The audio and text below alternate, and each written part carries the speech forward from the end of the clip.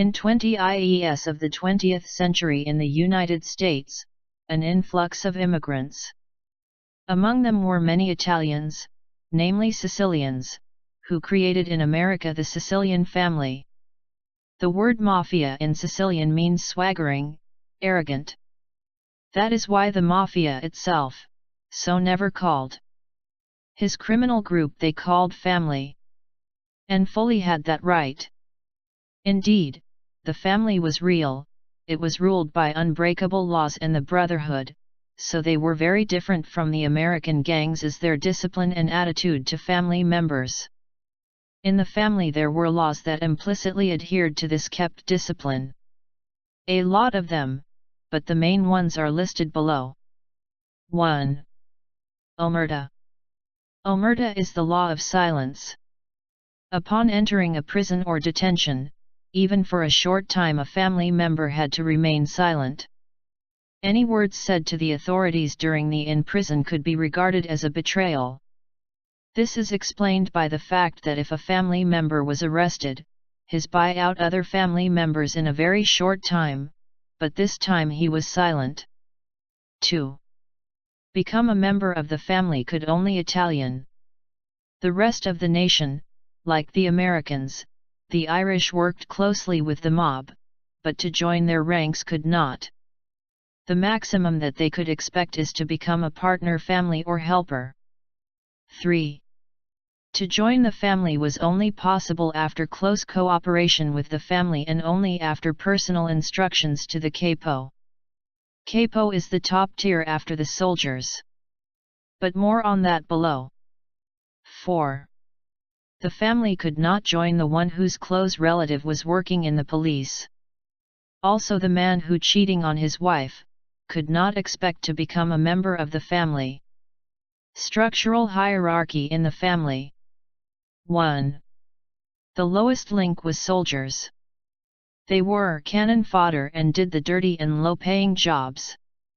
They were the main striking force of the army family. As a rule, the soldiers lived in the family long. Because of the constant wars in their place came new and new. Soldiers receive a pittance compared to the higher bosses. But on the background of general poverty in the country they were millionaires.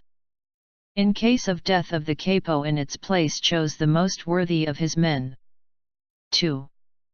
Capo was on the second level of the hierarchy in the family. To be the capo of soldiers had to prove their loyalty, the willingness of a lifetime to serve the family. Capo wasn't enough to have a resume like the soldier. Added to them are new requirements, sobriety, the ability to make quick decisions, bringing home a paycheck, and complete devotion to Don. Despite the fact that the capo was only on the second level of the hierarchy, he was a high-ranking person. If a soldier became a capo, his career success. He survived gang wars, remained faithful to the family, was not imprisoned, he has already successfully climbed. Besides the money he received much more than soldiers. Capo supervised 8 to 10 soldiers. In the case of the death of a younger boss his place was taken capo. This position was chosen on a vote all the capos. 3. The junior boss. The junior boss was the commander over all capo. Usually the family was missing 5 to 6 capo, who had under him 10 soldiers. The junior boss was following the orders of the Don, and distributed tasks between the capo. In the event of the death of Don, younger boss stood in his place. 4. Don. Don, called the man, is the head of the Mafia. The name of the Mafia were appointed by the name of Donna. For example, Don's name was Joey Tomasino, and the grouping was called the family Don Tomasino. Don got all the money and was the most rich and powerful man. Don had the right to manage the family and to prevent wars, lawlessness, etc. But Don could give the order to kill any member of the family, nothing to explain or just say that he deserved it. 5. Advisor or consigliere. This position was held by people involved in the legal side of the business mafia. He ran the casino, engaged in the rental business, regulated the relationship between the families. Often had a side business, for example, a private law practice. Consigliera gave advice to the boss and pondered with him how best to proceed in a given situation in the family. Also in this hierarchy, there are partners, but as they are not included in the main part of the family, then talking about them is not conducted. Family members had to faithfully observe the laws, to honor his family. But in fact, towards the end of life of the Sicilian families of all these laws was violated.